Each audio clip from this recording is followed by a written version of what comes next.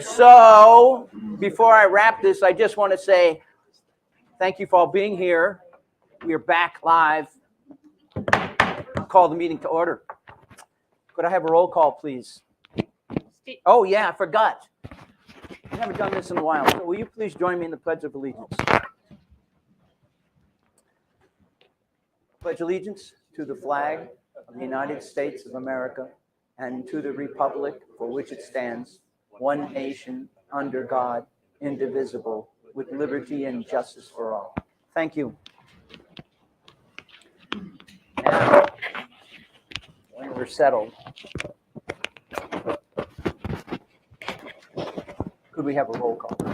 Steve Clements. Here. Gary Lillard is excused. John Bozart. Here. David Glave. Here. Nicole Howard. Here. Marianne Meisner. Here. And Justin Rock. Here. All right. We do have a revised agenda, just to draw that people's attention to that. There is a memo on the dais from Robert. I'm just kind of going through and make sure I've got everything lined up. Where did it go? All right. He may draw attention to that during his comments later. And other than that, we'll move into consent agenda. We have 3 items to approve our regular session meeting minutes from March, to approve a liquor license application, and to approve an MOU between the city and the IAFF, which is the firefighters union. So unless any counselors would like to remove an item from the consent agenda, I would entertain a motion. Well, I noticed the minutes, and so they're not corrected in here, but I'm. That one, but I corrected them, and then I sent them, emailed all of Okay. them, all of that to you. That's right. Then I can. Right? I move we accept the consent agenda as presented or amended. Presented, because we got them out for you. Second. All right, we have a motion to accept the consent agenda as presented. And we second. All those in favor say aye. Aye. Anyone opposed? This is going to be a little different because I'm habituated to being video casted, and we do a roll call vote there. So you'll forgive me if I get a little confused about where I am, although you are live. So I guess I should remember that pretty handily. Next, we have public comments. Before I open the dais to general comments, we have 2 presentations. The first from the Grande School District, and then after from Teresa Gustafson, our city urban forester. So with that, Mr. Mendoza, please.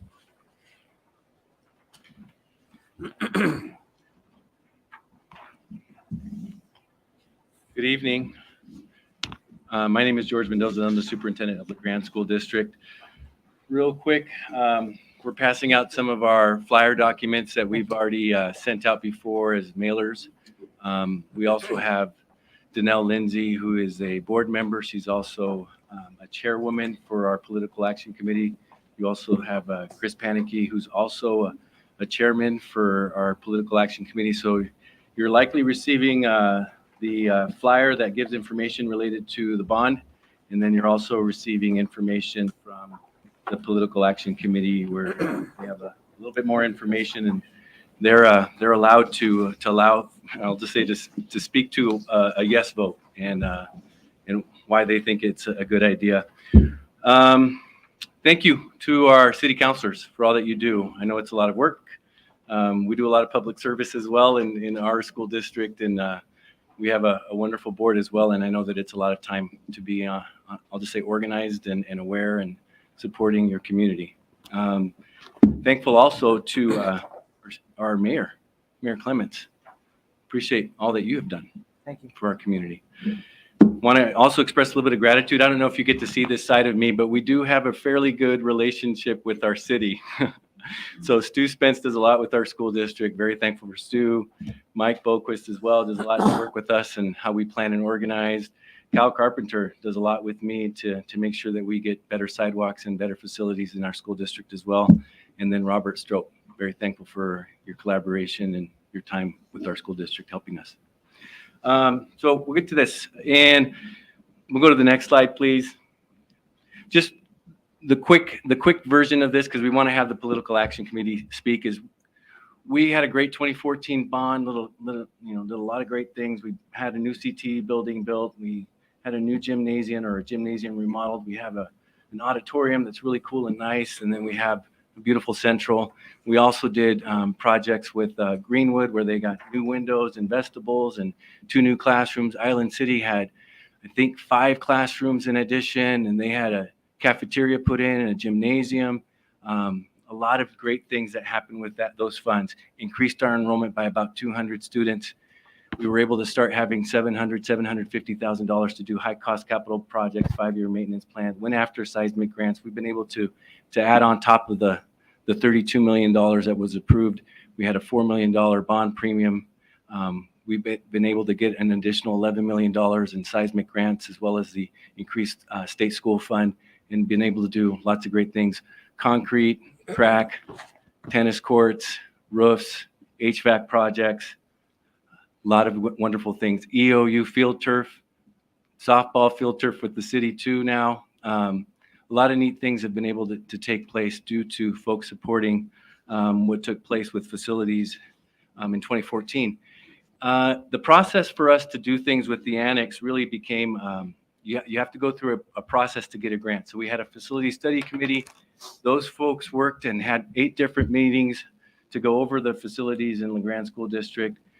When you do a facility study index, they look at each facility. They look at the wires, they look at the plumbing, they look at the brick, the mortar, the structure, the structural integrity, the roofs. They look at all these things, and they give you a number of how much of that % of that building should be repaired or replaced or remodeled. They do those kinds of things, and then they give you a number. Go ahead and go to the next slide.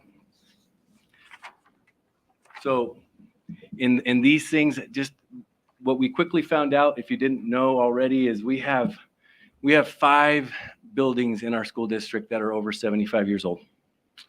We have 3 buildings in our school district that are at or near 100 or 100 plus years old. And so what the facility study committee basically said is, we probably should do stuff where we can go after some of our oldest buildings that need significant remodel or repair or replacement. The annex was at about a 69% rate of needing to be repaired or remodeled or replaced.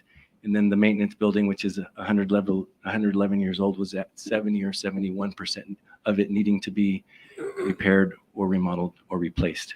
So obviously the committee gave their recommendations to replace the annex as well as to replace the maintenance building. Go ahead and go to the next slide.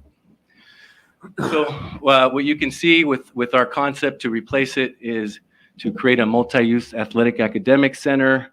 Also, we would replace the annex by going into a different facility, and we've leased the Adams Professional Plaza. We've just leased a section of it right now. We'll have to see, of course, if the proposed bond measure is passed or not.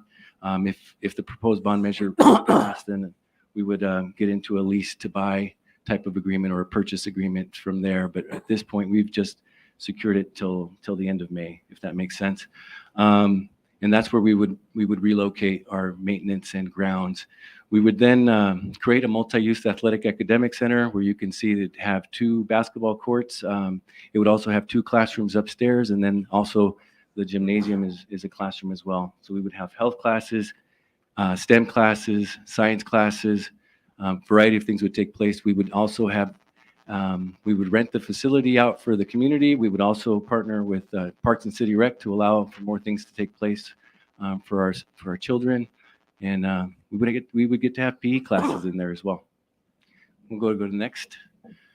So relocate maintenance grounds. Current building's 100 years old. Lots of safety concerns if you didn't know that. 100-year-old bricks, 100-year-old mortar, 100-year-old roof, 100-year-old wires, all these kinds of things.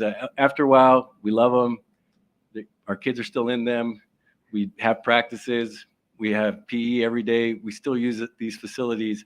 But they're also, they take a lot of investment. They take a lot of time. And do you want short-term solutions or do you want long-term solutions? And most people want long-term solutions when buildings are 100 years old. So So we're looking to get out of there sometime soon. Again, it's really up to our proposed bond measure and voters to decide on that. So one thing we did too to get to that bond measure is we went through that facilities process. We had to go through that process to apply for a $4 million grant. We received that $4 million grant in December. The only way we get that grant, though, that $4 million is if we have a matching bond that passes. So you have to have a bond for at least $4 million to be able to receive that matching grant of $4 million. If I go ahead and go to the next one. And if we got to get to the finance of it, it's $1.93 that we've been paying for the last 7 years on our current bond, our current existing bond. That's the levy rate. Because we did a bond refinance and we did that in 2020, that $1.93 will essentially get to $1.65 in October of 2022. We are asking folks to forego that tax decrease or that bond levy rate decrease. That 28 cents at 13 years is really going to create $4.845 million. That's to maintain existing tax rates. That's to maintain existing bond terms. It is, though, asking folks to forego a decrease of 28 cents. If you want to know what that means, 28 cents for 100,000 is $28. 28 cents for 200,000 is $56. And for 300,000, it's around $84. So that's the decrease that folks would be foregoing if they were to support the proposed bond measure. Going to the next. I just explained the Awesome Grant. The Awesome Grant is $4 million. It only happens if you get the bond measure to pass. That creates the $8.845 million. I know that inflation's going up, so I do know that what we used to think might be, 2 full-size gyms, there'll be some cost value engineering. There'll be some cost hikes, I'm sure, from what we were told before. So we're still going to go as far as we can go. I'm going to go ahead and stop because I could keep going. But I really want Chris Panicky and Danelle to come up here, and I want them to share anything that they would like to share from the Political Action Committee. Thank you for your time. And you can take off this, and Chris, I think, is going to reference. Thank you, Superintendent Mendoza, and thank you for allowing us to come and talk about this bond. For those who don't know me, I am Chris Panicky, and for 15 years, I was a business manager for the Grande School District. I retired not quite a year ago. What we're talking about here was initiated while I was the business manager. And the first thing I want to do is stand and validate what you're being told, because this was in the plan in 2020 while I was the business manager, and I was heavily involved in the initiation of this action. We refinanced that bond. We took the interest rate from 4.75 to 1.68. Now, 4.75 to 1.68 on $30 million is a lot of money. And that's what we're asking the voters to allow us to use as a matching grant and get $4 more million. So we actually almost double the money if the voters will just allow us to retain that savings and use it as a matching grant. And so you can't get cheaper money than what we're talking about to do this work. These buildings need to be replaced. It's a constant process. You might recall that Larry Glaze and I promoted at length many meetings with many of the people who are here in this room, the passage of that bond in 2014. And we made a commitment. We made a promise that we would take care of facilities. Now, Larry's not here, but I'll speak for both of us and say, I believe that we honored that commitment. I believe that we stayed true to those promises that were made, because there've been about $11 million in addition above that grant invested in facilities through the things that George talked about. I wouldn't be here if I couldn't stand before you and say, we stood up to the promise we made in 2014. But I am here to stand before you and say, please vote yes. Please support this. And please do what you're doing, because it is not a tax increase. The rates per thousand, the per thousand assessed value will not change. The board has been adamant about that. We that have been involved in it and the PAC committee have been adamant about that. That rate has to stay the same. Okay? So, what would you like to share? I have no idea. We usually have a video, so it's a little easier. Long and short of it, I guess I'm going to go at it from the facility side. That annex, a lot of people are shocked. We use it every day. We have 3 years worth of kids in a middle school that was designed to have 2. So we don't have enough gym space without that annex. The kids are in there daily. Coming from a coaching perspective, I've been a softball coach forever. We've used the heck out of that gym, and that is the indoor facility for training softball and baseball, because as you guys know, we're usually plowing snow right up to the first games, So I think it's a great opportunity for kids. It would be a shame to pass up $4 million.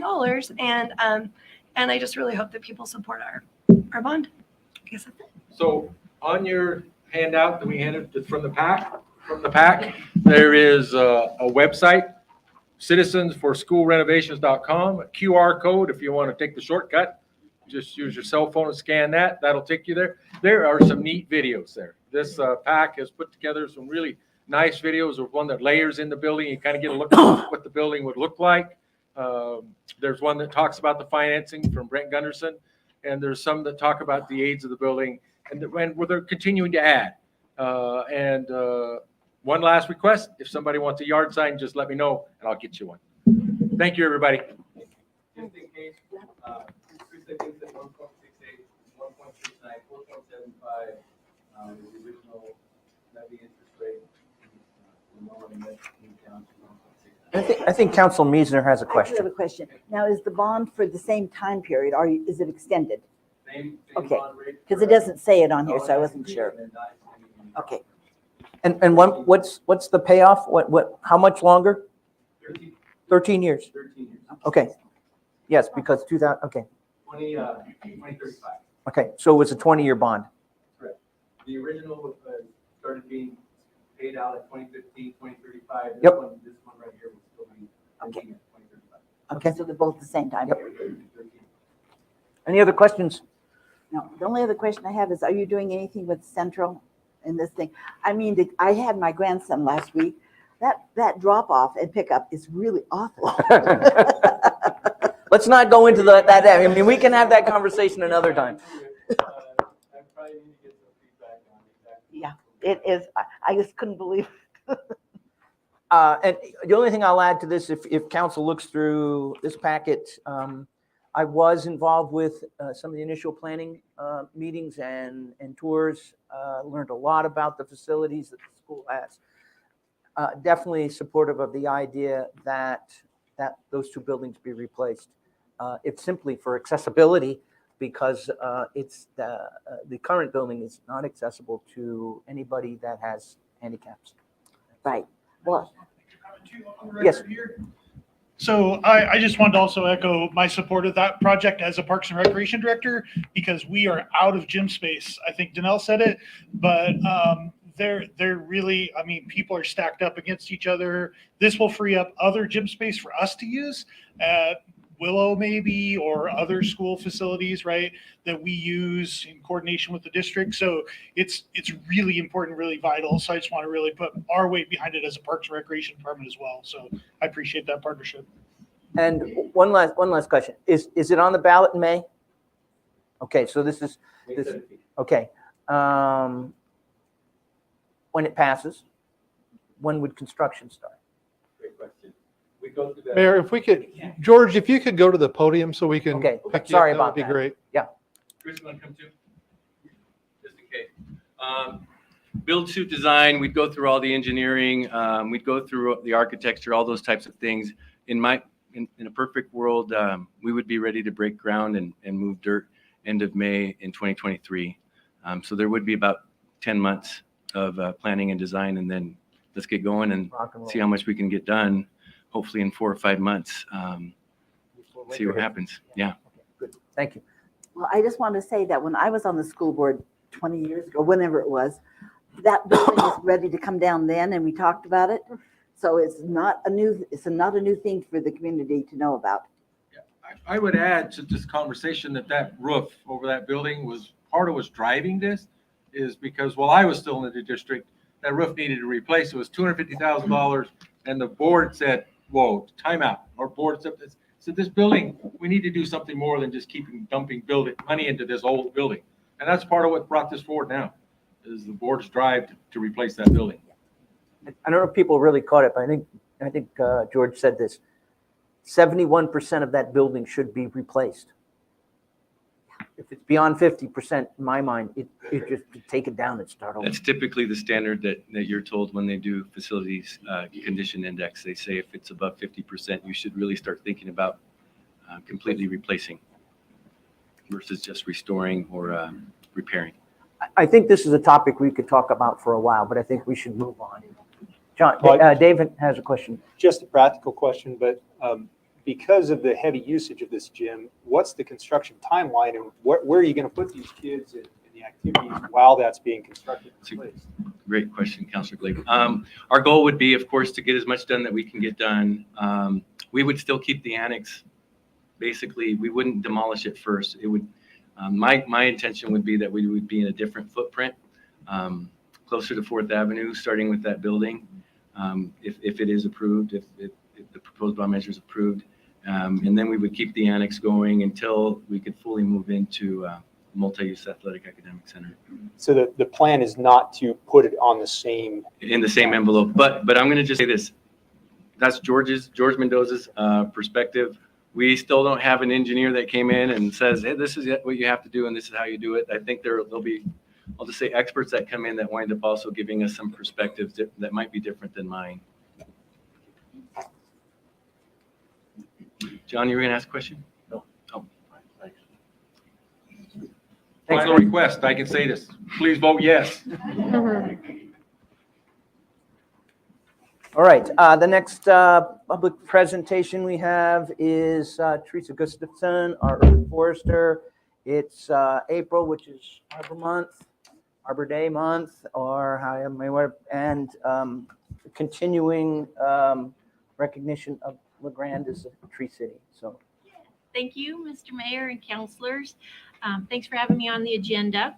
Grande has received Tree City USA recognition by the Arbor Day Foundation in honor of its commitment to effective urban forest management.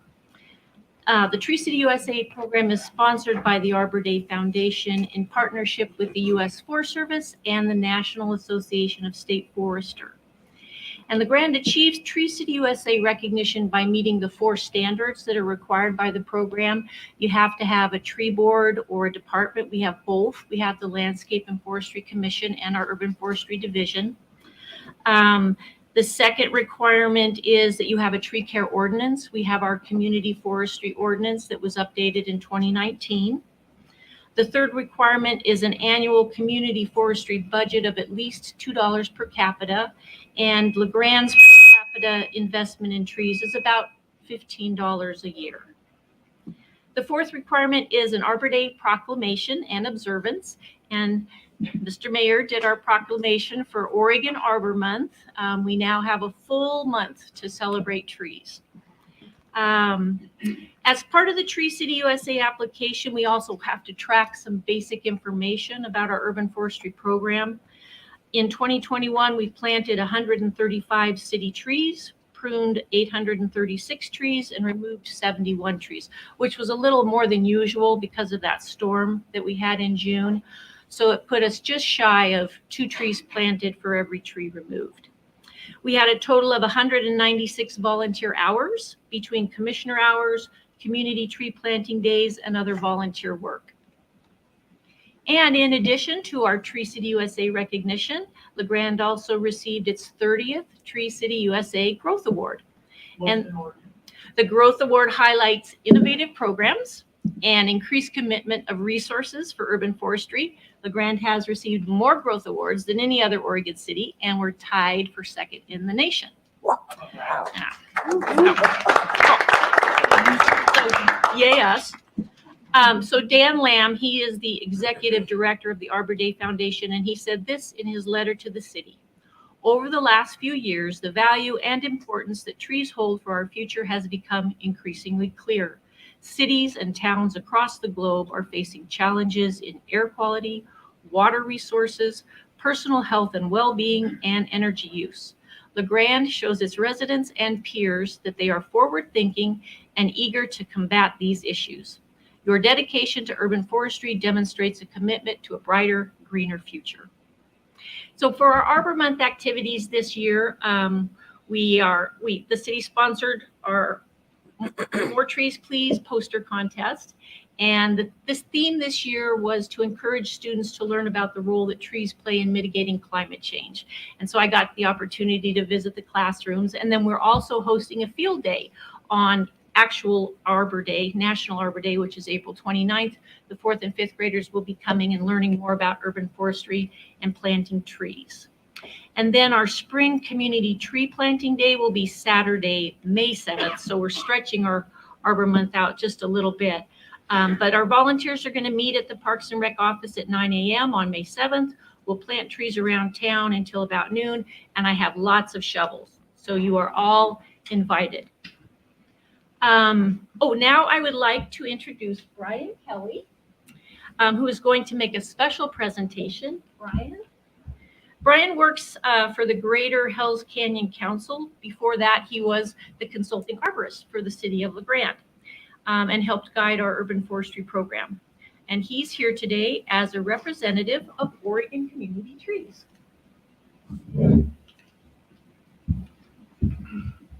Thanks, Teresa. Thanks, Mayor and councilors. This is fun stuff, so I'm glad to be here.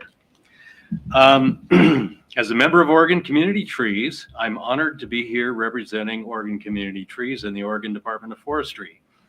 And I'm going to present a 2022 Oregon Urban and Community Forestry Award to Mayor Steve Clements.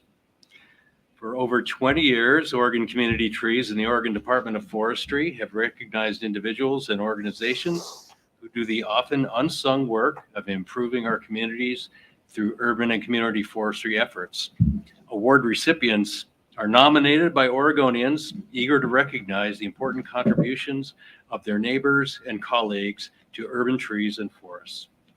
In celebration of Oregon's urban and community forests, the 2022 Oregon Urban and Community Forestry Awards are presented to inspirational individuals and organizations for promoting proper tree planting and care, engaging citizens, raising awareness about urban trees and forests, and protecting Oregon's forests. And I would just emphasize this is a statewide award.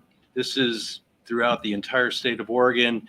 And with Oregon Community Trees, I'm on the awards committee. So we reviewed a bunch of really good applications. And this one right here in LaGrande came up on top with just a few other awards throughout the state. So a little bit about Steve Clements. He's been the mayor of LaGrande since 2015, has been a champion of LaGrande's community forestry program. He's participated in the annual Arbor Day celebrations by welcoming the participants, presenting the Community Forestry Awards, and announcing the winners of the city-sponsored Arbor Day poster contest for the 4th and 5th graders. And it's really cool to see some of them up here. What a great job some of those kids did. Steve's an enthusiastic supporter of the Tree City USA program, issuing the city's proclamation and announcing LaGrande's Tree City USA recognition at the city council meeting in April. As a member of the budget committee from 2015 to 2022, Steve speaks for the trees, stressing the importance of trees and community forests as green infrastructure. To Steve, trees are essential for a healthy, livable, and economically vibrant city. Under his tenure as mayor and a member of the budget committee, the city created its first full-time urban forester position in 2019, ably staffed by Teresa here. As a member, so Steve is also happy to get his hands dirty and has, I mean that in the best sense of the word, and has participated in LaGrande's community tree planting days in April in conjunction with Oregon Arbor Month and in October for National Neighborhoods Day. This support from a city leader brings visibility to the community forestry program and has made the program eligible for grant funding through the Alliance for Community Trees. Steve's support of LaGrande's community forest extends beyond his role as mayor. In 2021, he spearheaded a path improvement and tree planting project with donations of his own time and his own money. Steve was concerned about a section of a popular walking path that was lined with dead and dying cottonwood trees. He contacted Teresa about the possibility of replacing the cottonwoods with trees better suited for the site. He paid a local tree service to remove the larger cottonwoods and paid for the purchase of 14 red oak trees and 17 Jefferson pine trees. Community volunteers helped plant the trees, and local tree services delivered wood chips to mulch the entire planting site. The formerly unattractive, potentially dangerous section of the trail has been transformed into a long-term community amenity. I have to say, before I was coming here tonight, like, I better get down there to Riverside and check out that greenwood. It is looking really good. If you haven't been down there too, the library folks have a storyboard along the trail there that is really cool for kids to. Different location. It was 2nd Street. Oh, it was 2nd Street. You can go check that one out tomorrow. I will do that. Yes. Thank you for the correction. Yeah. They're both very, very wonderful. So you know your stuff, Steve. This is good. Yeah. So on behalf of Oregon Community Trees and the Oregon Department of Forestry, I'm pleased to present this 2022 Oregon Urban and Community Forestry Award to Mayor Steve Clements. Steve, thank you very much for all your work and especially for your dedication to urban and community forestry in Grande, Oregon. Congratulations.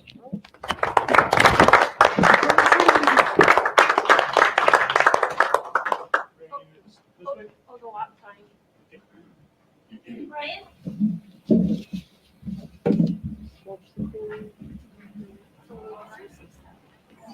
Sorry, let's get this thing Yeah, me up here. out of the shop. Yeah. All right, we'll do a couple here. 3, 2, 1. 3, 2, 1. Oh, yeah. And. Just what I needed. You're very own. Hey, oh, I love this one. Let's see it. What's it say? Sorry, we had a good photo. There you go. Oh, okay. Hang on. Wait a second, should I put it on? All right, here we go. Nice. Thanks. Thank you all.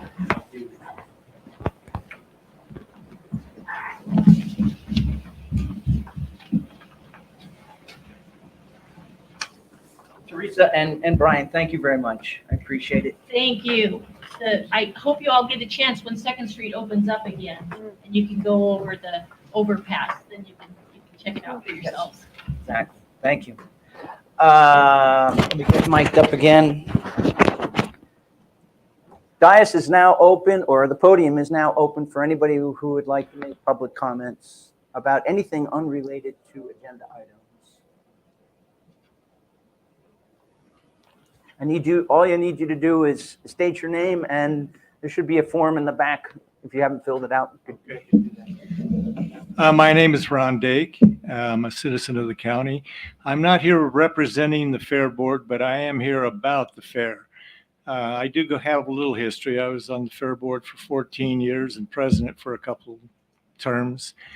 And it seems like the same problem we had 25 years ago we're having right now, and that is a sewer and water problem. I mean, if you've been to the fair, it's porta potties. You know, we have no sewer system any longer, and the water is becoming very minimal. The well that I used to work on 25 years ago was just about defunct. So what we are looking, I guess what the fair is looking for, and I really don't know. Like I say, I'm not representing them. I haven't even talked to anybody on it, but I became aware of what the situation was there, and that there is some need from the city to perhaps look at a sewer system and a water system. I'm not sure even how to approach that. 25 years ago, we approached it. There was dialogue, and then it just died on the vine. So what I hope to do is keep it alive. I am forming a committee, basically some of the old Fair Board members that go way back, and see if we can help in some way. So that's pretty much all I have to say about it, is that we want to make an awareness. Ron, you might tag Commissioner Scarfo at some point in the future. Oh, yeah. He's mentioned this a few times, and we are well aware of the situation Right. there, and we're looking for ways to solve it. Okay, I appreciate it. Thank you. Anyone else? All right, moving on then. We have a public hearing this evening, and this is to address, consider adopting a final local improvement district assessment. So I formally open the public hearing and ask the city recorder to read the rules of order. You got it. The City Council will conduct a public hearing to consider an ordinance establishing a final assessments for the 2021 citywide sidewalk local improvement district number 21066. The hearing will proceed as follows. 1, the mayor will request the staff report. 2, subsequent to the staff report, the mayor will accept testimony relating to the local improvement district. The mayor may state a time limit for testimony.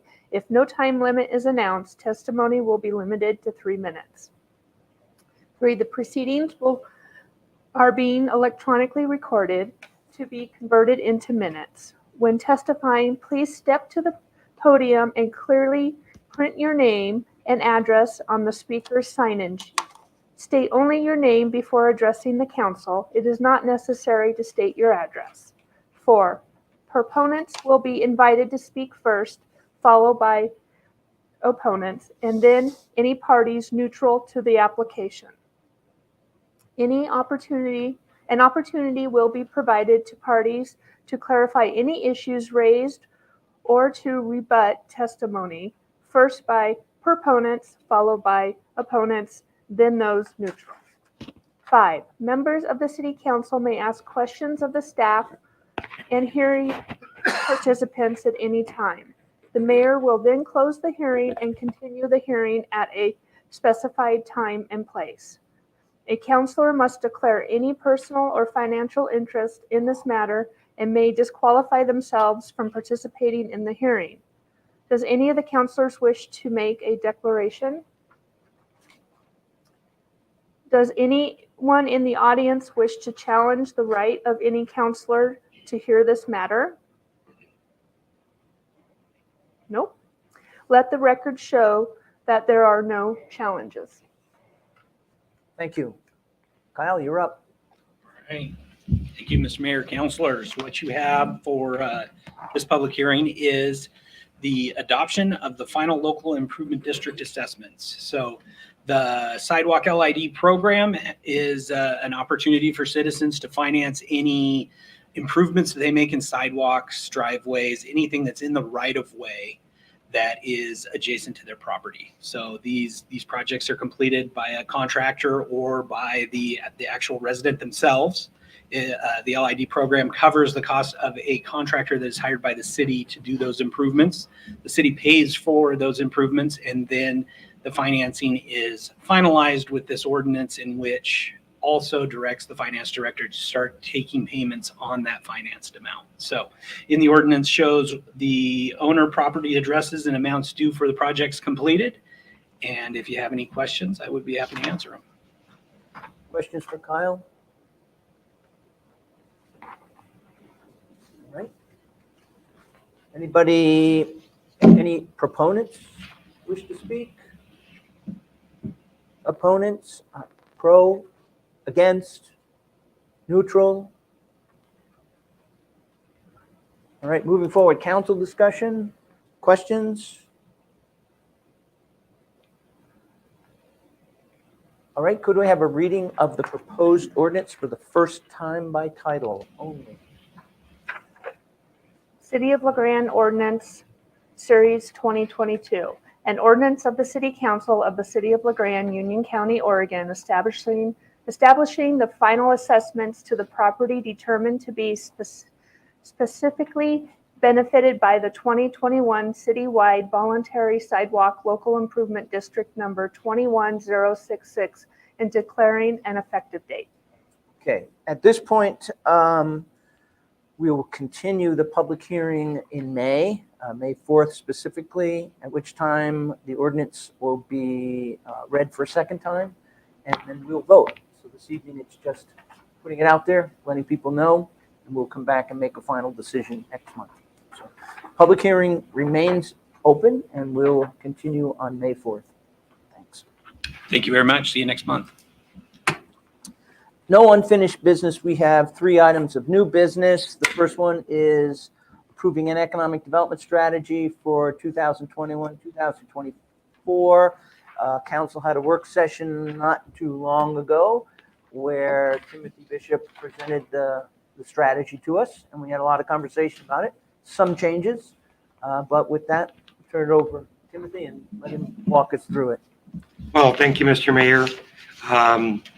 As you mentioned, we had a joint work session on March 14th, review the draft economic development strategy. Based on councilors' comments and feedback, we did make some changes to that plan, pretty minimal. You'll find most of those reflected in the new updated proposed plan. What you'll notice if you look at the original proposed plan, the first draft, there were some changes made to mostly goal 5, particularly items 58, 65, 66, 68, and 69 in the original draft. Those changes are reflected in the new proposed updated proposal in items, again, 56, 65, 66, 67, and 68. Again, most of those are all in goal 5. A lot of that was reflecting sort of a change in strategy towards the Ignite Center and how we move forward with that. So I don't believe we had a lot of other changes to make. I think we've captured most of the council concerns. I would be happy to answer any questions or if there are other comments from council. Questions for Timothy? Only to say the work session I thought was very productive, gave us an opportunity to see what you're thinking, to validate some of the things that we had in mind, maybe redirect slightly. We've got a plan. Let's work on it. Let's do that. Yeah. Public comment. Anybody wish to speak to this agenda item? Council discussion. John. Yeah, Mr. Mayor, I'd sort of like to see us have some type of review, a minimum of every 6 months as to how this strategy is progressing. You know, just to put it in place and not know what's going on doesn't do us like a lot of good. So if there's some way we can even put that into motion, I'd like to see that. You could, the monthly report that the council receives touches on all of the ongoing activities of the position. And so we capture those, but we certainly, at the request of the council, can have a work session to do it. I don't think it needs to be required. I don't see it being required to be in the motion. We can just plan to do that. Yeah, even something other than a work session, just for the economic development director to come before the council minimum of every 6 months and let us know exactly what's happening in the public. Okay? Sure. We can make that happen. That's sometime in October. Yep. This year would be the first time. That would be a good chance. I like that idea. Gives the council a chance to see how things are going. Things change. Plan should should reflect the dynamics of what's going on. Let's do that. And then the monthly plan the monthly report comes out. That should happen. Yeah, we can do it. We can do a report in October. Yeah. Great. Thank you for that, John. Anyone else? If not, I'll entertain a motion. I'll move that the economic development strategy for 22 to 2024 be approved as presented. Second. We have a motion and a second. All those in favor say aye. Aye. Anyone opposed? Motion passes. Reorient myself real quick. Second item of new business, approving personnel services contract for compensation survey and a pay equity analysis for represented employees. Robert, that's yours. Thank you, Mr. Mayor, members of the council. We're currently in the process of doing a compensation study and a pay equity analysis for the management group and non-represented employees. This is something that we had budgeted for and we had talked about. As we're working through that process, there were a couple of things that kind of all came together at the same time. One was an understanding that whatever model we create for pay equity as an organization has to be applied to all employees.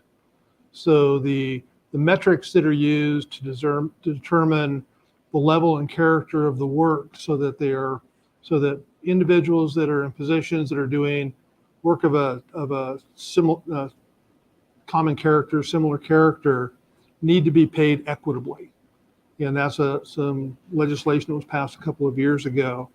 And because we are going to have to use that same model, it makes sense to have the consultants that are building that model also apply that to the rest of the employees.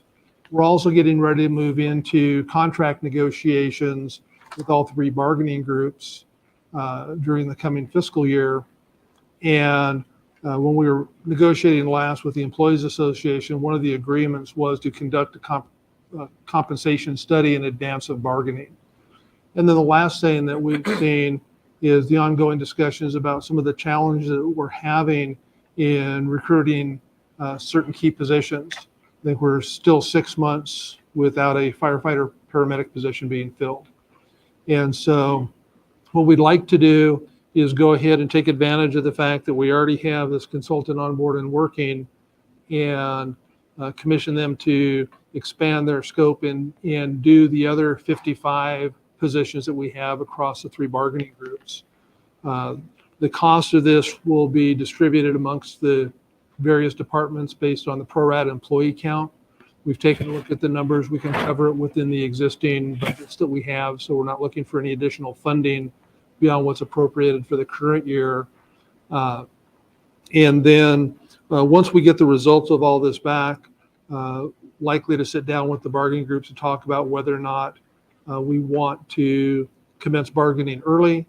We've already had a request from the firefighters union to negotiate related to the challenges that they're seeing in recruitment. And this will be an important step in being able to have a good and comprehensive conversation with them. We're really pleased with what we're seeing from the consultants and the work that they're doing with the management group. And just to kind of put into perspective what the scope of work looks like, they look at every single job description. They take all of the key components of that job description. They do individual interviews with employees about their job to validate the description to make sure those are correct. And then they take the information, and there's a series of questions that they go through, things like, what's the budgeting authority of the position, what types of decisions are made, what are the working conditions. So there's a whole series of factors that go into determining where each position lies in relation to the others. So this isn't something where you just simply go out and say, well, what are they paying in Pendleton or what are they paying in Ontario? It really is a position by position specific evaluation of the character of the work and how that relates from an equity standpoint to make sure we're in compliance with the legislation. And then in conjunction with that, doing a market survey to find out where we are in comparison to the markets that we compete for the same employees. So that's what we're looking at doing. And I'll be happy to answer whatever questions you may have. Time frame? I don't remember reading. Okay, never mind. Yeah. There it is. No, that's for negotiations. It's probably going to be 4 months plus or minus. Will we have a work session following it, or how will council be involved with this? Yeah, the way that the council will become involved in it is when we look at what we may need to do in terms of changes in bargaining and salaries. And so that will be conversations that we will have with the council in terms of what would the city's position be in regards to labor negotiations, because for these three groups, they're all represented.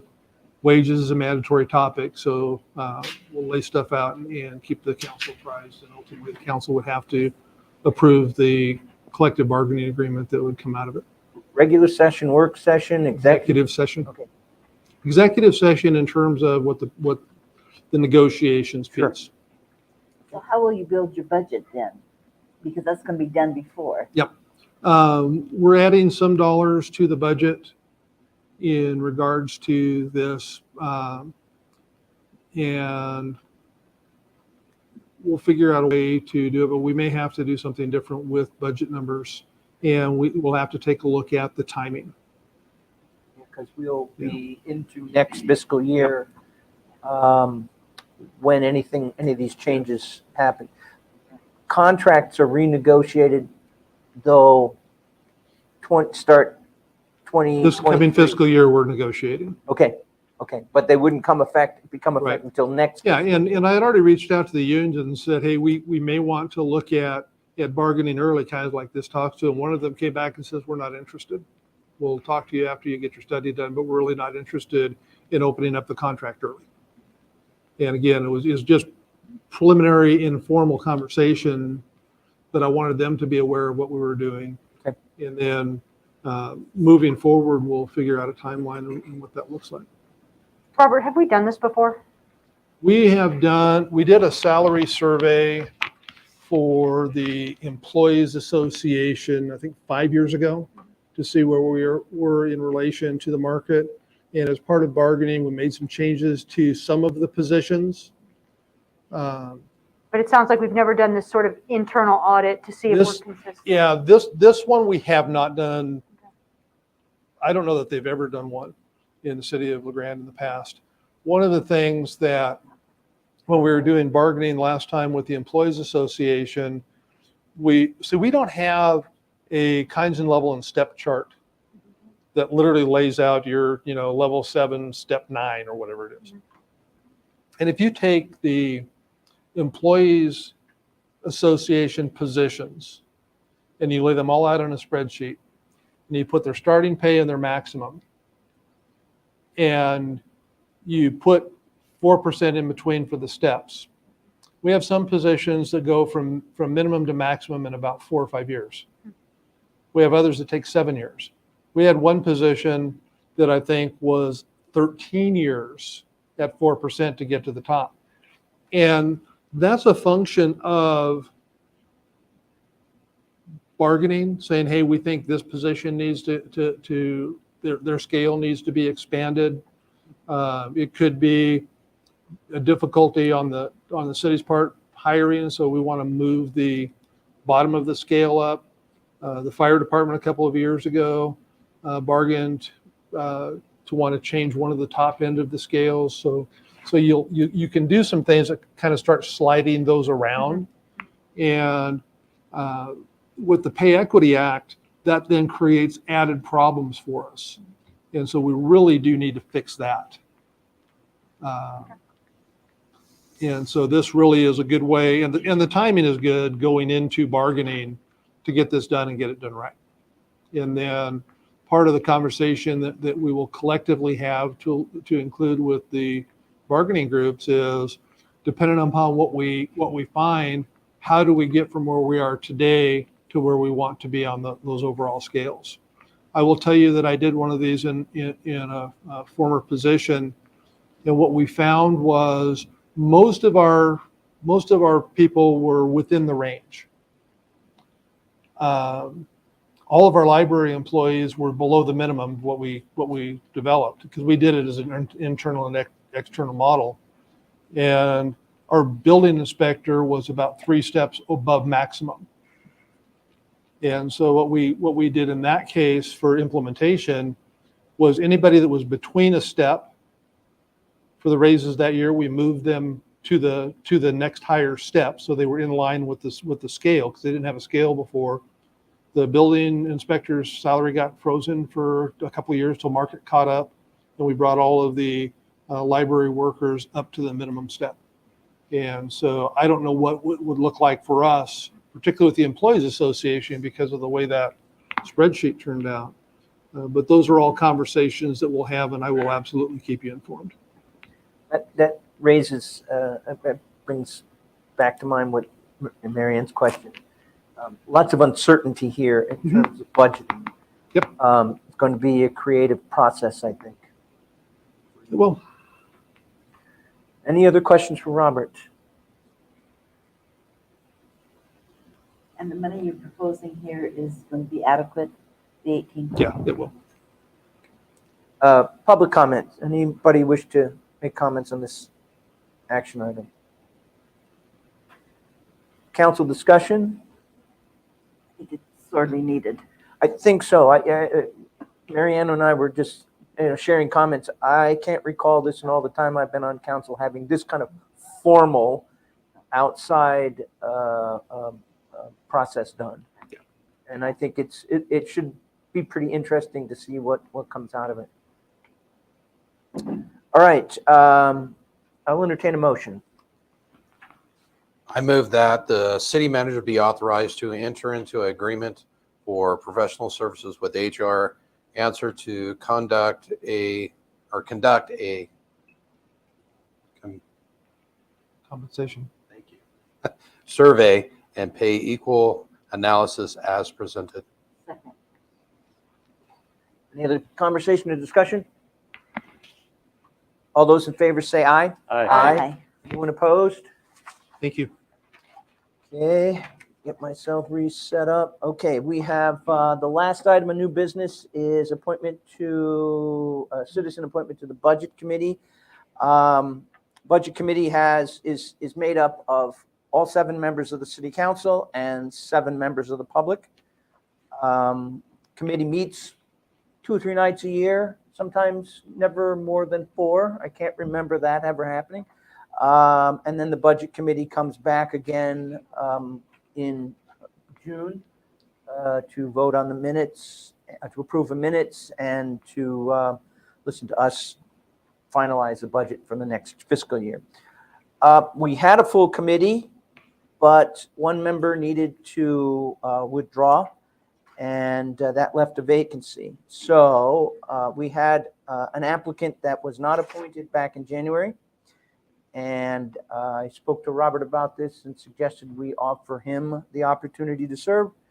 He is still interested. So I move that Greg Amer be appointed to the Budget Committee for the remainder of a 3-year term, which will expire December 31st, 2022. Second. We have a motion and a second. All those in favor say aye. Aye. Aye. Anyone opposed? Measure passes. That brings us to the point, and he's already staging for this. Union County Commissioner Matt Scarfo. I just want to know who the young man is that you brought with you. Oh, you want to come up here, Pop?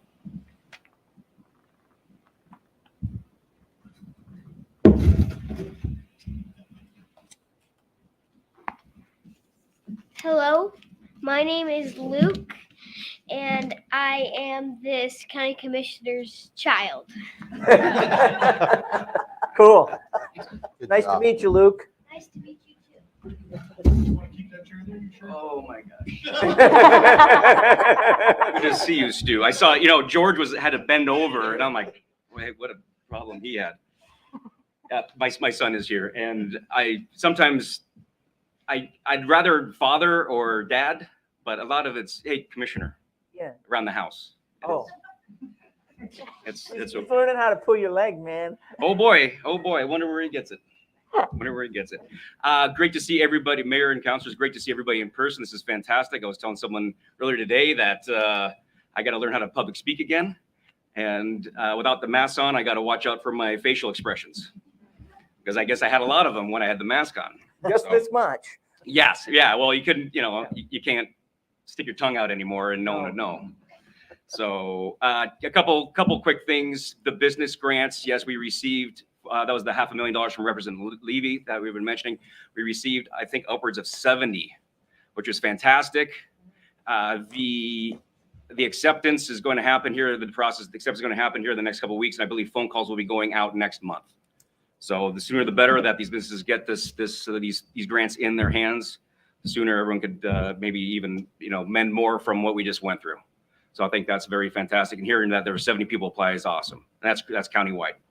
The other thing is our emergency manager, Vora, he came and spoke to us. We were in declaration of drought last year and really haven't got out of it, but we're looking at probably declaring it again. The projection is that 30 out of the 36 counties in Oregon will be declaring a drought this year. I was on a phone call Tuesday morning, and quite a bit of them have already done so. And it's nice to see some spring rains coming through. Hopefully, which is fantastic. We didn't have any last year. So right now we're right on that borderline, emergency manager Vora said, of drought to bad drought.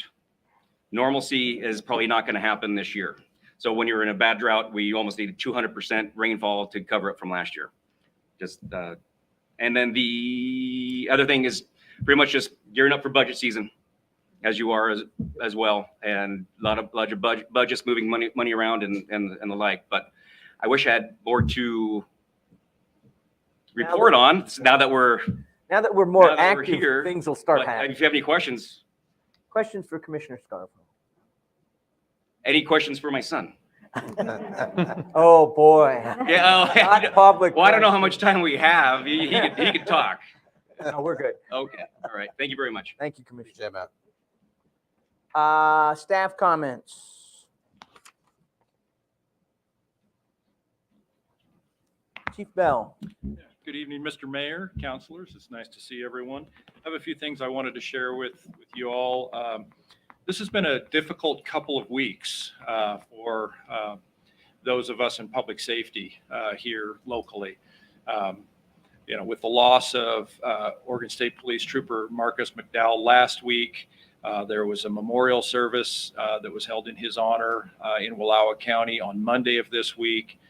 Staff members from both my department and Chief Cornford's department attended, representing both our departments in the city of La Grande. It's a challenging time, and you guys have probably all seen some of that in the media. I did want to share with you, however, that we're good at the police department in large regard to just the way we understand and how important the importance that we place on people.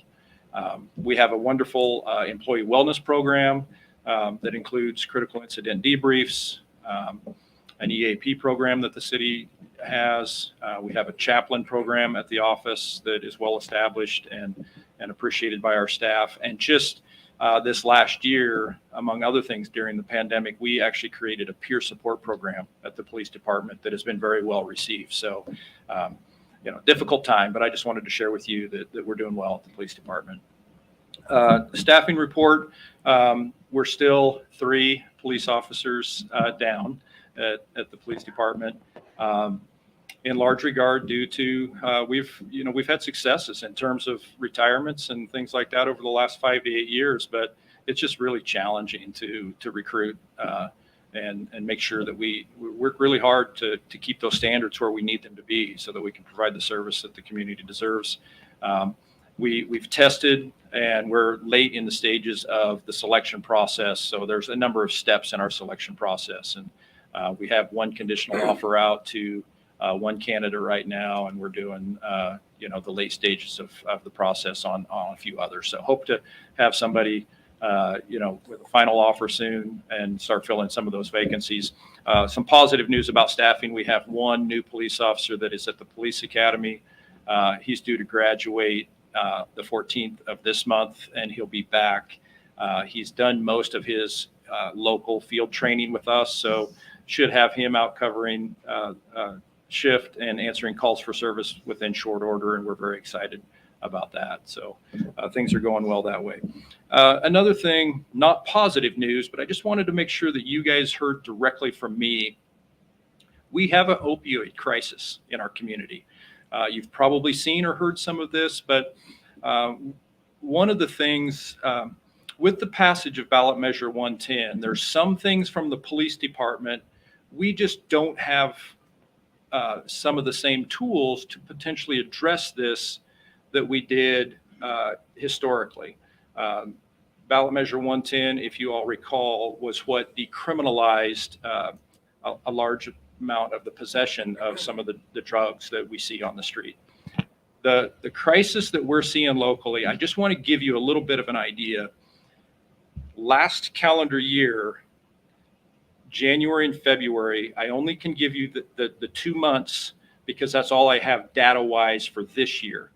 We had 2 overdose calls for service that came into our 911 center.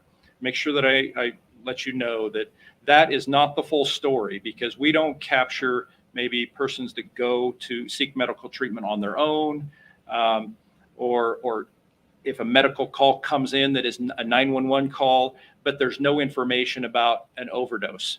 So the data that I have is strictly if the 911 dispatcher knows that the call for service is related to an overdose. We had 2 of those in January and February of 2021. We've had 18 in January and February of 2022. It's very alarming. So what we are doing, though, is working with community partners in large regard to try to just educate the community on really what's the opioid crisis? What are we talking about? It's fentanyl that is the problem. They're small blue pills. They're prevalent. They're easy to get a hold of. Most of them are coming from our southern border. They're cheap. They're very deadly. 1 pill can be lethal. Not always, but if you get pills from a pharmacy, a reputable company that makes those, there's a lot of quality control involved. These are not made in that capacity. It's more like baking cookies. It's all mixed up. From one pill to the next, you have no idea how much fentanyl is actually in that synthetic opioid pill.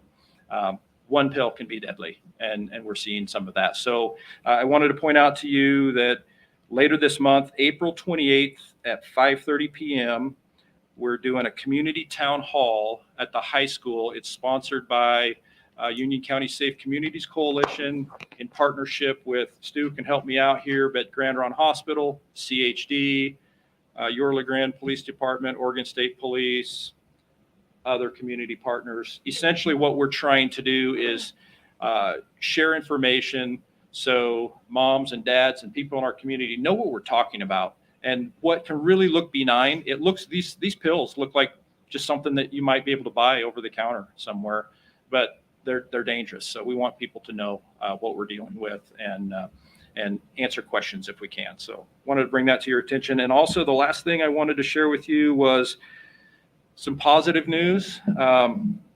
Next week, it is April 10th through the 16th is 911 Telecommunicators Week. So I'm going to read something to you, if I might, directly from the PD website. In 1994, President William J. Clinton signed Presidential Proclamation 6667, declaring the second week of April as National Public Safety Telecommunications Week. This week is a time to celebrate and thank telecommunications personnel across the nation who serve our communities, citizens, and public safety personnel 24 hours a day, 7 days a week. During this week, we recognize and honor our LeGrand Police Department telecommunicators, our 911 dispatchers. Our dispatchers provide public safety dispatch services to 22 public safety agencies in our county. They genuinely are those folks that they're behind the scenes. People don't see them, but they do things extraordinary so frequently that it becomes ordinary. So I just wanted to share that with you, that next week we will be honoring them and celebrating them. And I think these things are very important, especially at the footstep of the tragedy that we just saw, last week. It's really important to recognize the difficult work that these folks do and show our appreciation to them. So that's all I have to share, unless any of you have questions for me. John, go ahead. Yes, sir. Yeah, just one question. Getting back to the overdoses. Yes. Are any of those coming from the homeless community in our area? Some, but there's not any one demographic, John, honestly, my professional experience is we have people who are addicted to substances that hold professional, positions in our community. Some people are homeless. it's all over the board. So we can't put it into one little. But there are some. Yes, there are. And I was going to mention to council members, if you're interested, you should contact Chief Bell and get a tour of the dispatch center. It's amazing what's in there, what they can do. The men and women who work in dispatch they definitely need to be commended. They're at the point when information and help is needed. And had a chance to visit with them a little bit last fall, late last winter. Great bunch of people. Their positive attitude is amazing considering the stress of the work that they do. So you need to get in there and see what they're into. So, thank you. Happy to have you anytime. Chief, just a question. I mean, Yes, sir. what can we do from our end? I mean, do you have ideas of what we should be doing differently as a community? I know I visited with some of our, addiction counselors here locally, and I was impressed at the number of resources that we actually have available in the community that I didn't know about. But I don't know how you help people to access those resources. And I'm sure some of this is avoidance, on the front end. But once we're in that crisis, do you have ideas? Is there something that we can be doing as a city to help with that? Yeah, I appreciate that question. Let me be very blunt and tell you that if I had a solution, you would have already known it. And I would have already come, if I needed your assistance, I would have come to you already and said, we need this to save people's lives and make a change here. I don't have the answer to this problem. We're working on it. We're working very hard, communicating with our partners. What can we do? And that's part of the effort here and the design behind my sharing with you, that it's like, we're aware of the problem and we are scratching our collective heads, working on it. And part of it is just communication. We got to get the message out. We're in uncharted territory, whether you were supportive or not supportive of ballot measure 110. We're in the shadow of that decision, in our state. And I just learned today in talking with someone that there's some early numbers coming in from the number of people who, if you follow me, you can still be issued a citation for possession of what is called a user amount of these drugs. It wouldn't matter if it's heroin or methamphetamine, cocaine, opioid. As an example, the state recognizes now under our laws 40 of these pills, these synthetic opioid pills, is a user amount. If a police officer has contact with you and you have that in your possession, you could get a citation. It's a non-criminal citation. The action that is required if an individual receives that citation is two things. There's a phone number that is provided to that individual. If they call that phone number, which is essentially contacting an operator, and they provide information about treatment available, treatment options. If they do that, then there's no court fine that comes with that. What I have learned, I just had a conversation with someone on the other side of the state today. Early numbers suggest that of the citations that have been issued under ballot measure 110 now, 1% of people have called that phone number. So we are early, counselor, in what is this going to mean for our state and our communities? I do enforcement, but I love this community.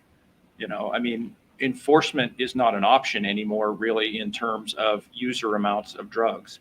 Yes, the criminal penalties are still there for delivery and large quantities, but this is a longer conversation. But our ability to do that enforcement has really changed because we no longer have those smaller enforcement tools where someone might provide us information where we could go and make arrests on persons that are dealing these quantities of drugs. It's just much more challenging from a police perspective.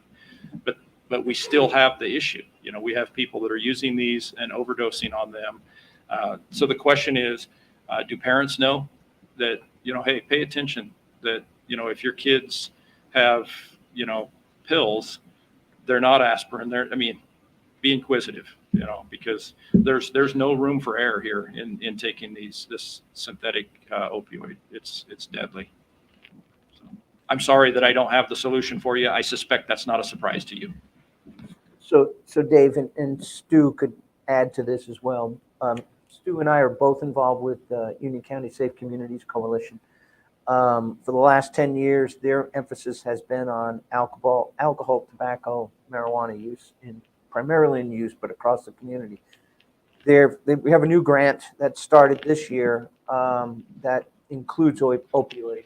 So the messaging, outreach, the efforts by the Safe Communities Coalition is going to shift this year. Just hired a new executive director. They're on board now. You're likely to see more community educational things happening. I agree with the chief. 110 is a train wreck in the making, in personal belief. People will only make the effort if they want to change their lives, and that's the sad thing. Whether it's a professional that's using and abusing, or it's a homeless person, unless they want to make that change, there's nothing you or I can do, and it's frustrating. It's very, very frustrating. I think the best effort that we can make is with our youth population, and to encourage them to be involved in things that are energetic and fun, and the types of things that Stu does on a regular basis, and get them into that rather than another, a different lifestyle. And we're actively collecting data, counselor, and it's so early, but there may need to be some course corrections at some point. We'll see, but we have to collect accurate data and share that, I think amongst ourselves and our community, and so people know what the reality is, and you can always trust that I'll provide the truth to you. There was also a video that just came out through Safe Communities Coalition, NCHD. I'll make a note and send it to you. 2 minutes maybe, but it's to announce that open house on the 28th. I have one question. Yes, ma'am. I know there's only 1% that are calling, but do we even have enough facilities to take care of people? No. So is the state putting any of that money into facilities? I'm not the authority or the expert on that, counselor.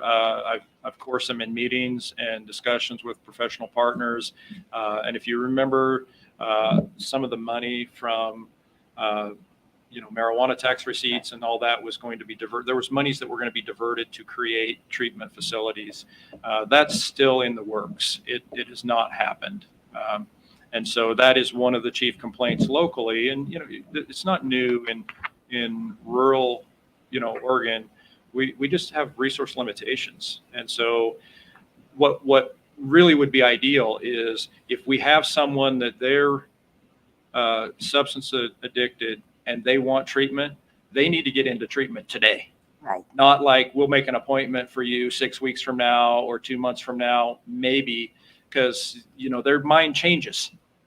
By this afternoon, they're probably, when treatment is desired, it needs to be available now. And that's not something that's a reality as we stand here this evening. So that's correct. That's good. That's what I thought, but I just wanted to see if they had done anything about getting more beds and more availability to people. I'm told that it's in the works. Thank you, Chief. Thank you. Anyone else? Any other staff comments?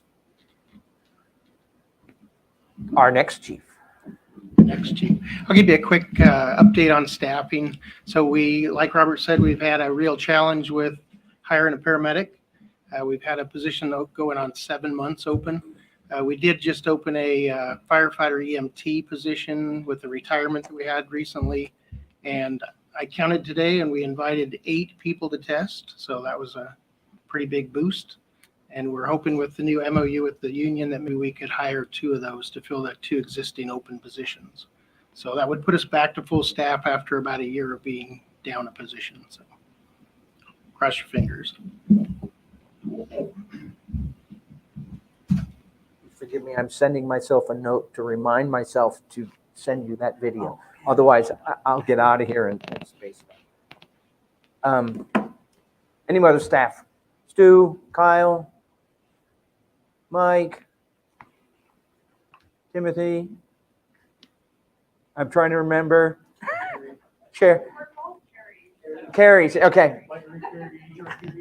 All right. Oh, that's right. And I'm trying to remember who you were, and then I remember your hair being shorter when we went bowling. So, okay. Sorry, hey, we're live, and I get a chance to, to spend time. With that, I'll turn it over to Robert, City Manager, comments. Thank you, Mayor, members of the council.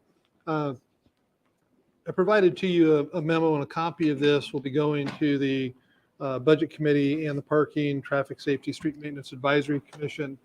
I'll email that out to them probably either this evening or tomorrow. During the annual retreat, the City Council made addressing our street and road conditions a top priority and asked the PITSMAC to come and talk to you about some recommendations for funding, and that'll happen on the 18th of this month. In advance of that, and kind of independent of that effort, I've been looking at, are there other ways that we can bring some dollars to bear? And I just wanted to make you aware of something that I'm going to be putting into the proposed budget. And I'm making you aware now, not because I'm asking for a decision outside of the budget process, because I'm certainly not, but because of adding this into the proposed budget, knowing that there's going to be a conversation about street funding recommendations coming up in a couple weeks, you need to be aware that that's going to be in the proposal. Whether it makes it through or not at the end, that's not something that I'm asking for any indications of here. And it would be premature because there's a 14-member budget committee. We have the agency and the council that are involved in some of these decisions. But I do want to touch on what this looks like for those that are watching or listening to this meeting. The 2 changes would bring a total of $473,818 of additional one-time funding for streets in the fiscal year 22-23 proposed budget. Again, please note that decisions regarding the following information will be made as part of the budget approval and adoption process, and I am not seeking approval outside of the established process. I just wanted to make you aware in advance of that work session.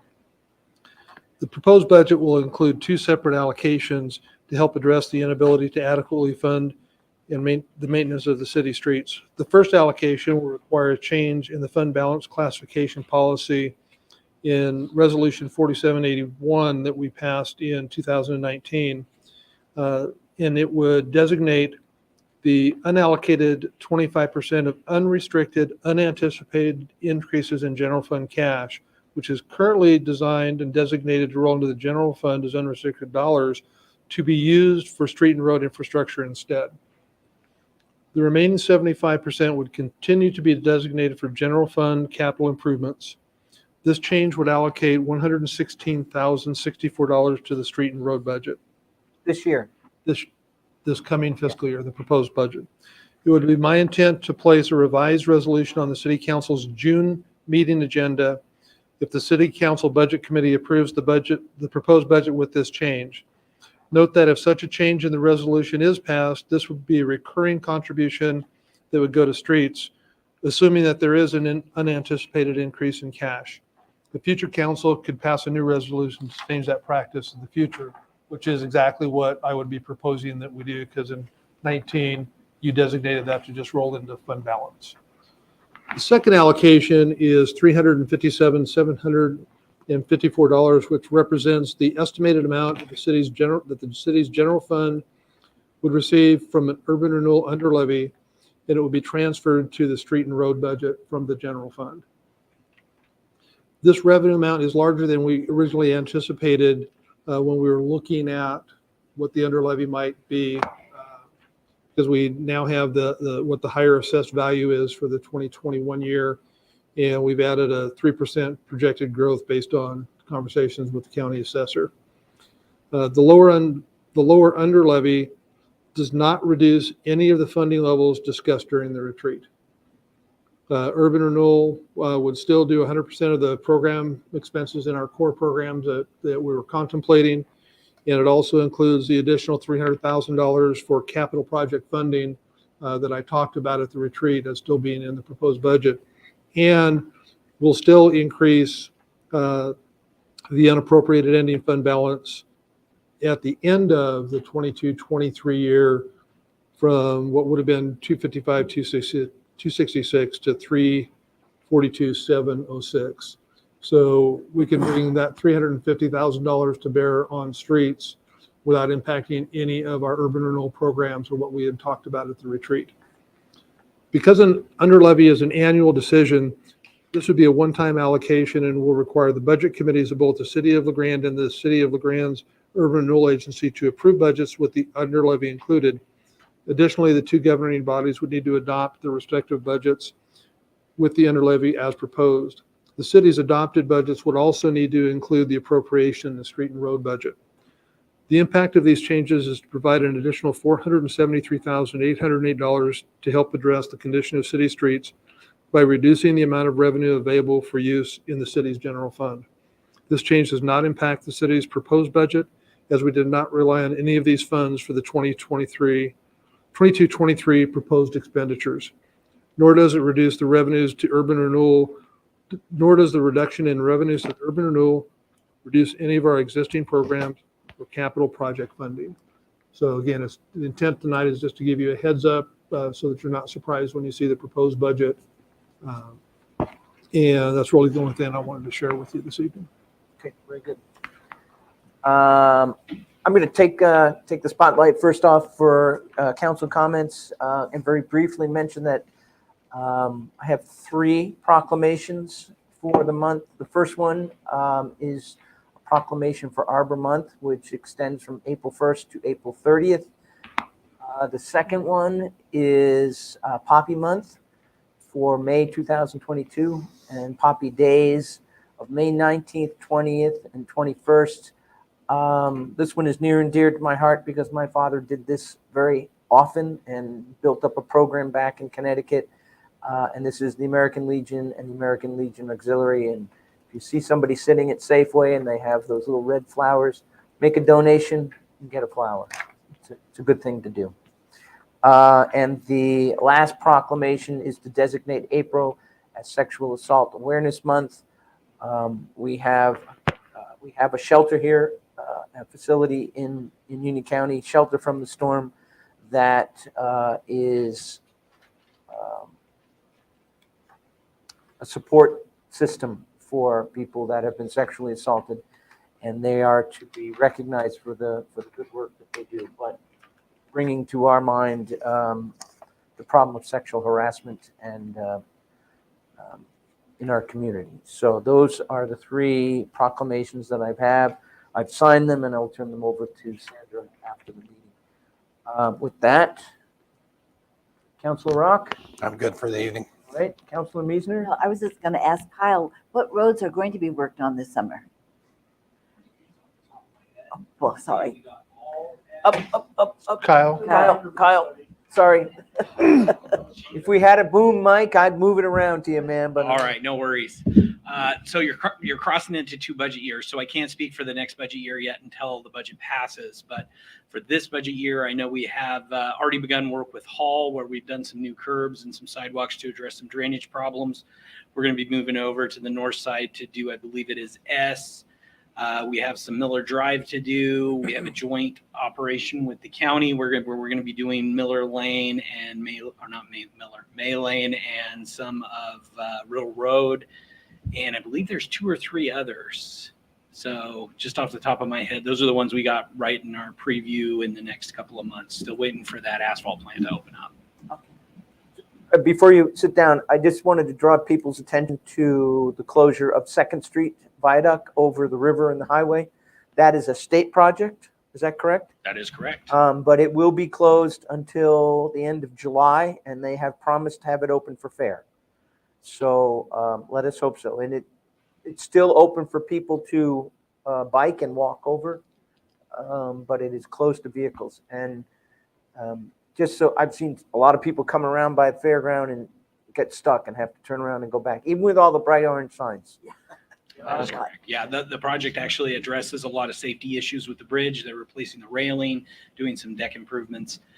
In the contract documents itself, you know, the city had been talking to the state long before the project actually went to bid. It is in the documents. They must be done by fair. That was our one major requirement. Well, they've pushed the date to July 30th, so it's going to be close. That's contractors. They like doing that. Yeah. You know, yeah, go ahead. Yep. I think we do have one employee who rides a moped to work from the other side in. So all bikes are allowed. Yeah, okay. Thank you, Kyle. Thanks, Kyle. Councilor Howard, Councilor Glabe. You know, Chief Bell brought up the, passing of our local state officer, and that's been on my mind this last week, and I just wanted to express appreciation for our public servants here. Grateful for the job that you do to keep our community safe, and I think we're in good hands. But please extend that appreciation to those who work under both of you. And Councilor Boza, he's good to go. All right, we are, before I adjourn the meeting, I just want to tell folks that we're going to be coming back very quickly to Urban Renewal Agency meeting. So do you need any time to cut between them? I don't. I mean, give me 10 seconds. Okay, I'm going to adjourn us, but then we're going to come right back. So regular session of council is adjourned.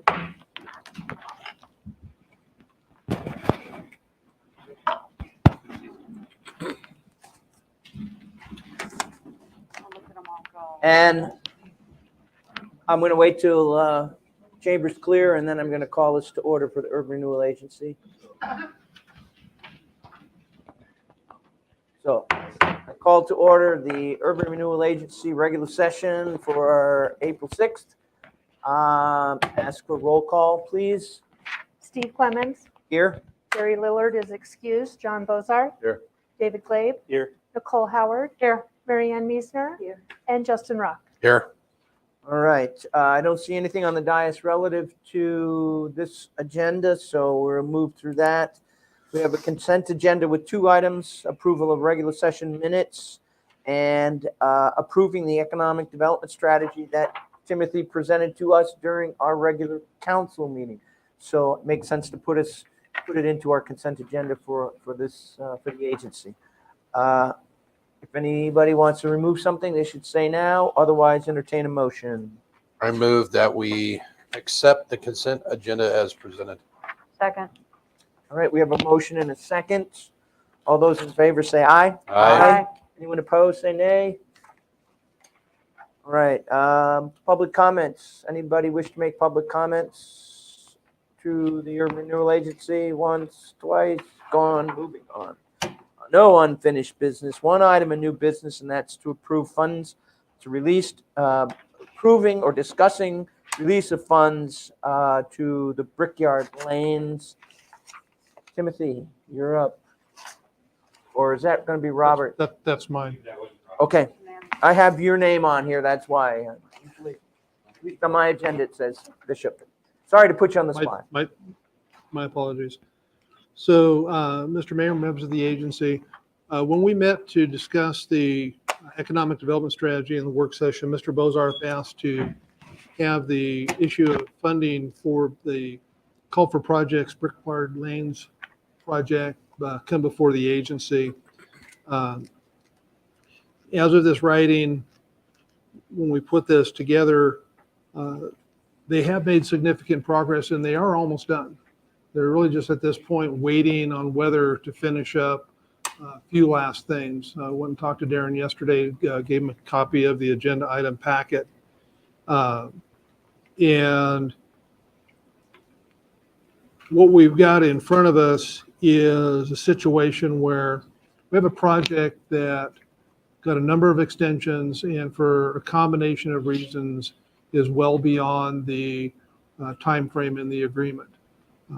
I've kept the agency apprised that I'm not comfortable granting an extension, and the approach that I've taken is we'll wait until the project is complete and then the agency can make a final decision as to what to do.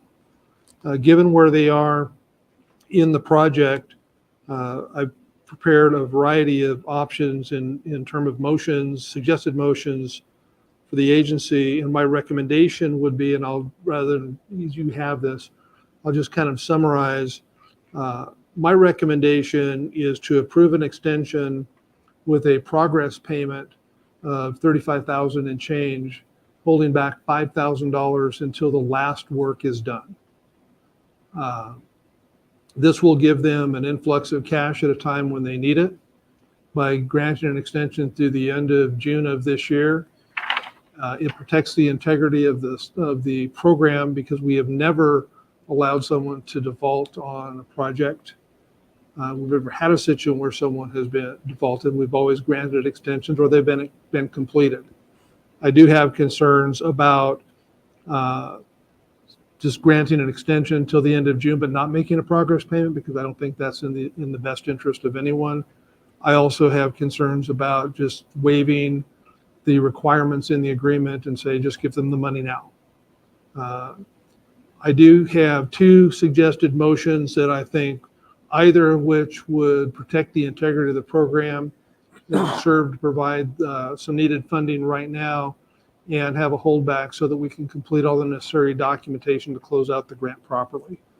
The difference between those two is suggested motion number 1 includes a provision that the amended agreement would have a 5-year clawback provision, which we currently have in our new policy, and which was in the policy with a different start date when this agreement was signed, which is if the property is sold within 5 years, that the grant funds allocated would be returned back. It would become a loan due and payable immediately.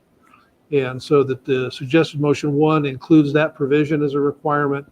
Suggested motion 2 does not. In both cases, it's a $35,000 progress payment.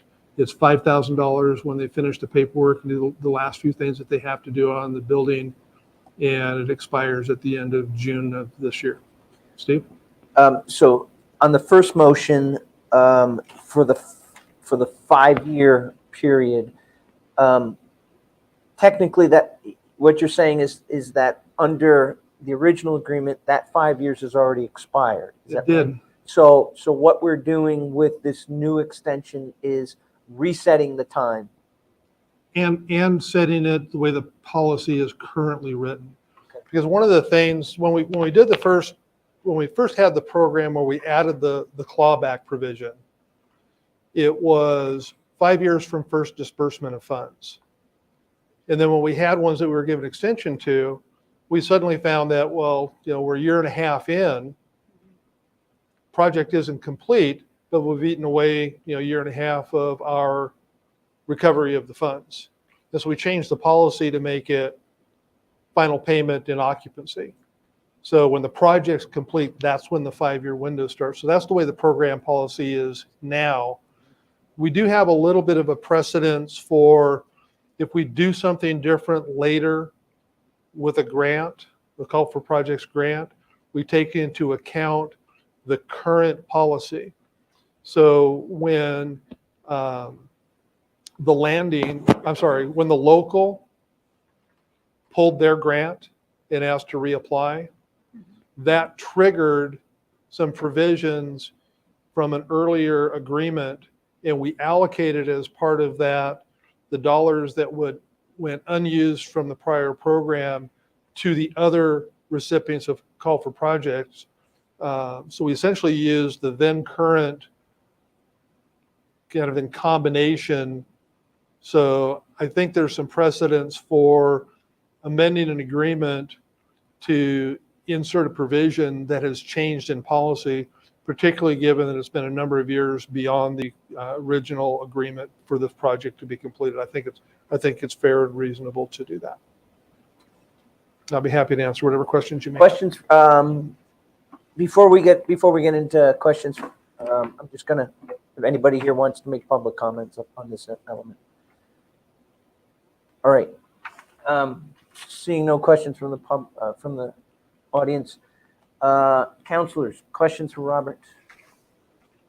John has his hand up. John, yeah, I think the clawback makes sense if by chance they were to sell that business for something other than the bowling alley. So we've already put that money into the bowling alley itself. So I certainly don't anticipate that. They don't anticipate that by no means. So personally myself, I'd be in favor of motion number 2, and that's what I intend to move to. So Robert, I thought that the clawback actually was the way John is presenting it, that if you sold the business for it and the use changed. No. The use can change, because that's a point of contention. Well, when we approve this, not contention, that's too strong of a word. A point of discussion is, well, we approve this as a yogurt shop. And the yogurt shop went out of business, but we don't recoup our money because we invested as an agency in the business. And my position has consistently been, our investment as an agency was in the building and the improvements to the building, so those are not lost. And so the use, because the yogurt shop has been 5 different things, if memory serves, since we approved the funding. If it would make you more comfortable, because this is a unique circumstance, we could tweak that clawback to say, if it is sold and the use is changed from a bowling alley, I think that would be a reasonable approach to it. I wouldn't have a problem with that. Yeah, but how do you determine whether, okay, the business is sold and then 6 months later, those people decide not to make it a bowling alley? We would have to essentially place a restriction that it be operated as a bowling alley for that period. There's some legal hoops that we would have to jump through. Okay, that makes sense. And part of the intent with the origin of that clawback provision was to prevent house flipping, if you will. And I know we don't do houses, but to prevent someone from using our money to improve property, to turn around and just sell it. We really haven't had that type of a situation that's occurred. The other thing is, we could have the challenge, Marianne, as you say, I think is a reasonable one to take a look at, because the time that the dollars are available are when it sells, and you'd potentially be placing the burden. So, On the new owner. yeah, so I think that would make it really, really messy. We have one completely different type of agreement that originally said that if ownership transferred from one or to the other party, that clause didn't kick in.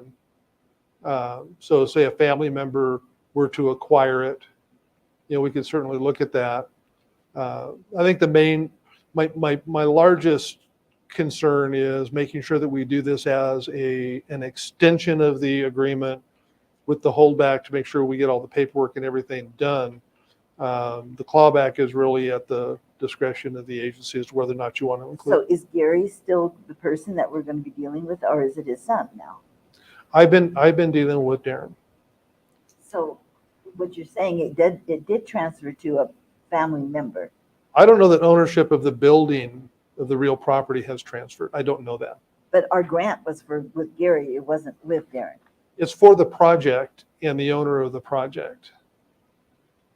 But he was the owner of the project at the time. It's the property owner. Okay. I just want us to be Right. clear on who we're doing this grant with now.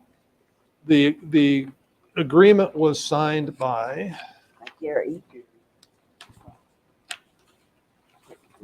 Yeah, I think it's Gary. So Gary would be the one that would Gary and Kathy. So that's who would have to sign it. Any other questions? I thought I saw, Nicole, you had. Well, I'm thinking. Okay. I'm thinking about whether the agency wants to be involved at the level of what it becomes. I can imagine that could get tricky, and I'm not sure I want to be in the weeds that much. You take it 5 years. If you bounce early, we get it back.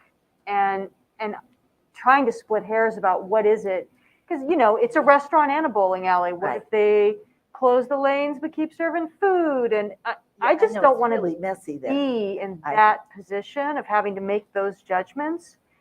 I think we've been really patient, and I don't mean that in a patronizing way, but it's been a long project, and I'm glad to see it's coming to fruition. I think there's nothing wrong with putting in a 5-year clawback and holding that $5,000 to the end. I like option 1. I understand John's point. I just, it's the precedent of it and what that would mean for us down the road that I think I don't like. Right. Because if you say it doesn't matter what you sell it as, that's okay with me. One bakery to another bakery? What about a bakery we don't want to to a say falafel shop? I'm not I doing know. that. I don't want to be that either. No. And I know, like the yogurt shop, they waited their 5 years before they sold it because of that very reason. They couldn't. So does, and I'm still trying to parse out the motion. So I think, Marianne, what you're saying is that motion 1 is what you're looking is acceptable. Yeah, I think it is to me too, because I don't see them wanting to sell the business. They've put so much into that, so many years. I don't have a problem with that. I don't want to say that they have to keep it as a bowling alley if they sell it. Yeah, I think that's just really messy. Yeah. So call for the question. All right. Does someone want to make a motion? I do. All right. I move to approve a progress payment in the amount of $35,050 for the Brickyard Lanes Call for Projects grant and authorize the district manager to draft and sign an amended agreement which extends the completion deadline to June 30th, 2022, and provides that final payment in the amount of $5,000 will only be made upon completion of the project and submission of all required documentation as required under the agreement. So just to be clear, that's the second motion. Right. Yes. And I'll second that, John, just to get it to get the council to vote on it, because I understand what you're saying and I kind of agree with it. Yet on the other hand, we have given them all this other stuff and these extensions. I'm really I don't know which way I want to go with that. I can see the value of just saying, let's pay it off, let's get it done. I don't want to see it again. I think they need to get it done. I want them to get it done. It's a beautiful building, and I hate this hanging over their heads. So the thing about this motion means we give them we give them the money, and then we hold back 5,000, Right. but there's no clawback, Right. which is different than any other urban renewal project that we have out there. But not when they originally got their loan, their thing. Yes, That but wasn't in there. when you take a long time, I know. things change. I understand what you said. That's why I'm saying I'm so on the fence on that, because I agree with both of them. I think that's a reasonable clawback. I mean, I think we it gave you a lot of probably money for this. Hang on to it for 5 years. Okay, so I think that's a perfectly reasonable clawback. Right. Well, I don't that's have what a I'm problem saying. with that, and I don't I'm think really they kind of, would. yeah. okay, so just to be clear, the motion that was made does not include that clawback. Yes. And I second it just to get it out. Okay. So that we can vote. Okay. So have a roll call. Any discussion? I agree with John. These people put a lot of money into this building. I don't foresee them in 5 years selling it because they want to recap their time and their investment. So I'm good with the motion too myself. Can I ask, Justin, if you don't see Yes. them reselling it, then why not include the clawback? I'm good with either way, with clawback or without. Okay. Because I don't foresee them selling the building like some of the other ones that they have sold after the 5 years. The time and effort these people have put in this building and this business, I don't foresee them going and walking away from it anytime soon. What if you foresaw wrong? What's that? What if your forsooth was wrong? What, I don't know how to say it in I can't hear you What with if, the what mask. if, I'm sorry. what if what you're expecting is not what happens? Oh, we Urban can Renewal expect it Agency is either way. contributing $80,000 to this project, which is a $1.3 million project that they've come up with. We're talking ridiculous things as far as I'm concerned. And why put any kind of a hindrance or anything or block them from moving on? And let's get this done, like Marianne said. There's no reason for a clawback whatsoever. I mean, if they had the opportunity to sell to another big bowling alley and could get out from under the debt that they've incurred, more power to them. Not that that's going to happen, but boy, you're instead of helping people, you're trying to hinder them, and that's just not right. Well, it seems to me that it's a problem when they want to take public money. You take public money and there are conditions. Yeah, when they put in Why? when they put in 1.2 million of their own money, boy, that's pretty good. I mean, that's what urban renewal's for, is to help these people, not to put up blocks. I just don't see how this blocks, but I will, we can. Okay, so I'm gonna call for the question. The motion is to grant them progress payment, withhold $5,000 until completion of the project, but there's no clawback. All right, so that's the motion. All those in favor say aye. Aye, I think. All those in favor say nay. Nay. Nay. So motion fails. Okay. Now I will entertain a second one. Okay. I move to approve a progress payment in the amount of $35,050 for the Brickyard Lane Call for Project grant, and authorize the district manager to draft and sign an amended agreement which extends the completion deadline to June 30th, 2022. Provide that the final payment in the amount of $5,000 be made upon completion of the project and submission of all required documentation as required under the agreement, and includes a requirement that the full grant amount paid shall be considered a loan which is immediately due and payable if the property is sold within 5 years commencing on July 1st, 2022. Second. All right, we have a motion and a second. The clarification for this one is it adds a clawback. All other conditions are the same. They got the money up front, the 32 and change, 32K and change. We hold back 5,000 until everything is done, and then the clock starts on July 1 for the 5-year period. Personally, given what I know about what's happening over there right now, the place is booming. Yep. I can't think that they would want to shut it down when they finally got a cash flow. Not when they finally, after all these years, Yes. have it done. Yes. I agree. All right, so we have a motion and a second. All those in favor say aye. Aye. Anyone opposed, say nay. Nay. Motion passes. Thank you all for that. I guess, John, just to finish, I would like to see them get the money now, and I don't want to hold it off. One question, so since this is passed, when will they receive the funds? We will work on getting that in. I'll get an agreement put together, get a signature on the agreement, we release the money. It should be able to get to them sometime, probably latter part of next week. All right, no other new business. District manager comments? No, I'm good, thank you. I'm just going to call in general agency comments. No. We're adjourned.